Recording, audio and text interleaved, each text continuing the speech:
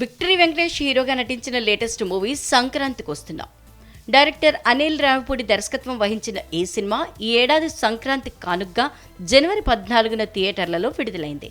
మొదటి రోజే భారీ విజయాన్ని అందుకున్న ఈ సినిమా ఇప్పటికీ బాక్సాఫీస్ను షేక్ చేస్తోంది. ఆడియన్స్ ఊహలకు మించి సూపర్ హిట్ టాక్తో దూసుకుపోతోంది. ఫ్యామిలీ ఎంటర్టైనర్గా వచ్చిన ఈ సినిమాలో వెంకటేష్కి జోడీగా ఐశ్వర్య రాజేష్, మీనాక్షి చౌదరి హీరోయిన్లుగా నటించారు.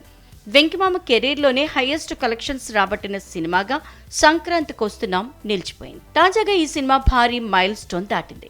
దీంతో ఇప్పటివరకు సంక్రాంతి బరిలో నిలిచిన హీరోల్లో వెంకటేష్ రికార్డు సృష్టించారు. సంక్రాంతికి వస్తున్న సినిమా 300 కోట్ల క్లబ్లోకి అడుగుపెట్టింది. ప్రపంచవ్యాప్తంగా ఈ సినిమా 303 కోట్ల గ్రాస్ రాబట్టిందని చిత్ర యూనిట్ అధికారికంగా ప్రకటించింది. రీజనల్ చిత్రాల్లో ఆల్ టైమ్ ఇండస్ట్రీ హిట్ అని తెలిపింది. 20 రోజుల్లోనే దాదాపు 303 కోట్లు రాబట్టి బాక్సాఫీసును షేక్ చేసింది ఈ మూవీ. కేవలం 50 కోట్ల లో బడ్జెట్తోనే రూపొందించిన ఈ సినిమా అందరి అంచనాల్ని తల్లకిందులు చేస్తూ భారీ వసూళ్లు కొల్లగొట్టింది. సంక్రాంతికి వస్తున్న సినిమాతో అటు మేకర్స్ ఇటు డిస్ట్రిబ్యూటర్లకు సైతం లాభాలు వచ్చినట్లుగా తెలుస్తోంది. ఇటీవలే డిస్ట్రిబ్యూటర్స్ ప్రెస్ మీట్ సైతం నిర్వహించారు. ఈ చిత్రంతో భారీ లాభాల్ని గడించామని వెల్లడించారు. ఈ వేడుకలో నిర్మాతలు దిల్ రాజు, శిరీష్ సైతం పాల్గొన్నారు.